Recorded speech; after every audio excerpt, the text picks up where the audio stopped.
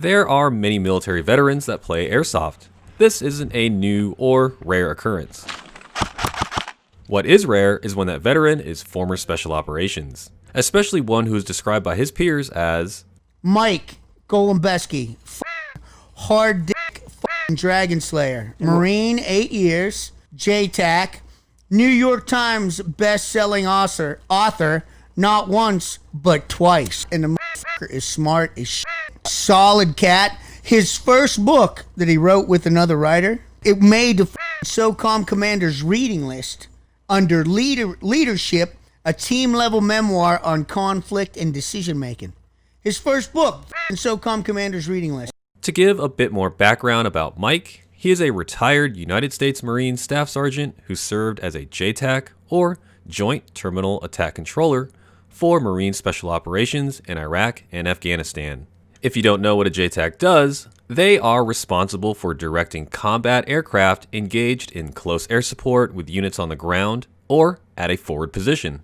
As aforementioned, Mike is the author of 2 New York Times best-selling books, Level 0 Heroes and Dagger 22. Level 0 Heroes being the book that made the SOCOM commander's reading list.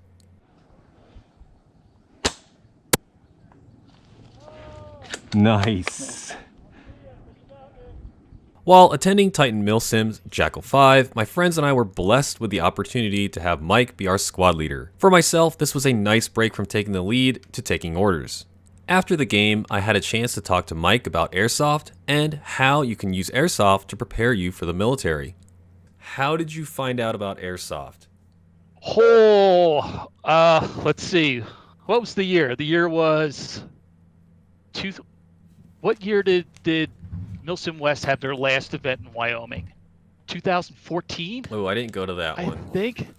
The one with the Great Fire.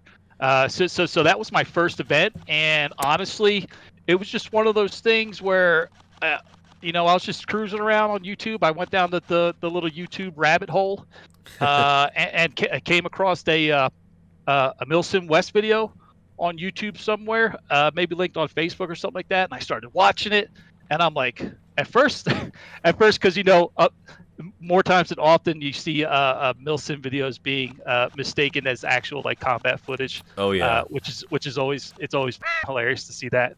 But I saw the video and I was like, wow, that's a game. I mean, like, people are going there to play that, and did a little bit more reading on it, seeing how it runs for multiple days, and it's the format that it operates in was just really kind of fluid and battlefield oriented type of stuff. So one thing led to another. I was able to get an email. Ended up getting an email to Josh Warren there, one of the co-founders of Milsim West, and we just hit it off right away, and ended up going out to Wyoming there like a few weeks later to be a cadre with Milsim West, and then after that, I was hooked. Good times. Nice. What do you like about airsoft particularly? People go there for different reasons. There's a lot of different facets to it, and a lot of fun and satisfaction that you can get out of different components of it. So it really, you can kind of tailor your experience and how you approach an event, or even if it's just going to a day game or doing something more lengthy like a Milsim West event. It's really what you're looking for in the gameplay and what you want to do, like how much you want to exert yourself, how much do you want to scratch and save to get gear to go and do things.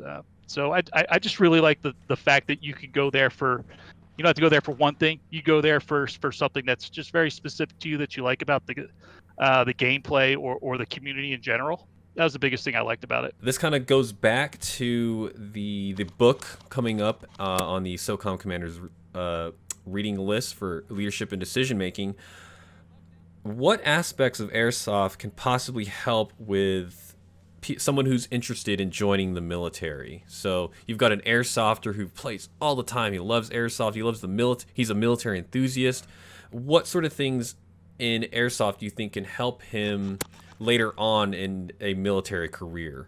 I think so. Again, that aspect of Milsim in general, where you can get different experiences, out of the same game. People can walk away with different experiences. I think for as somebody who's interested in the military, especially somebody who's maybe looking to be a young leader or something like that, you can learn a lot about how human cohesion works, especially when you're under physical duress, things like that. So you can learn what it's actually like to manage the human terrain in a situation like that, which is something you can't experience anywhere else.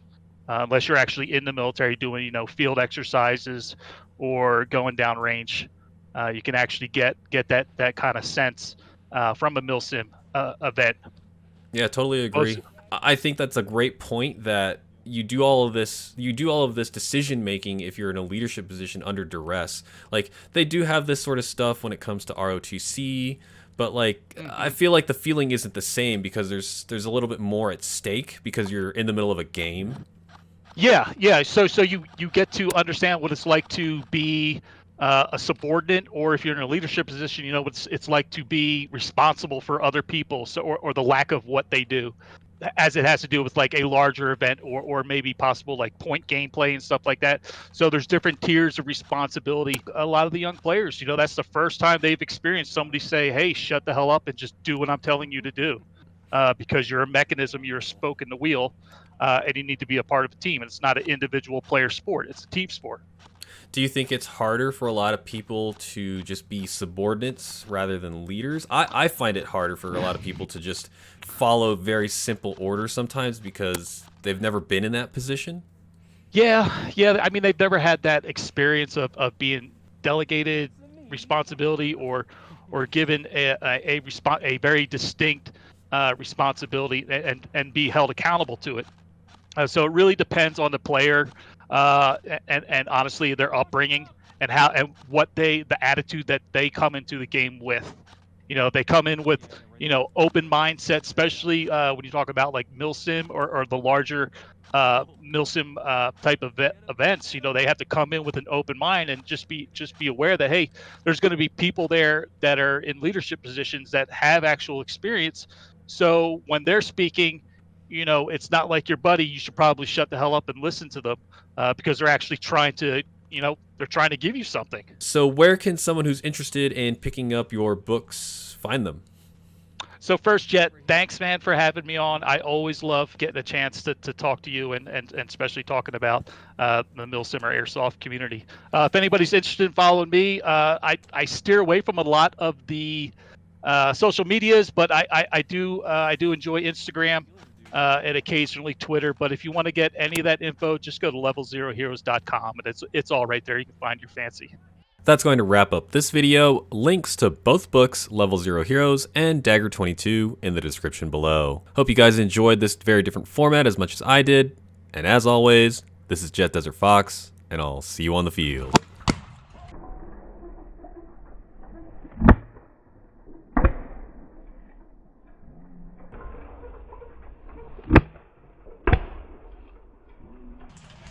Kill! Oh, that's disabled! Kill! That's disabled! Kill! Target disabled!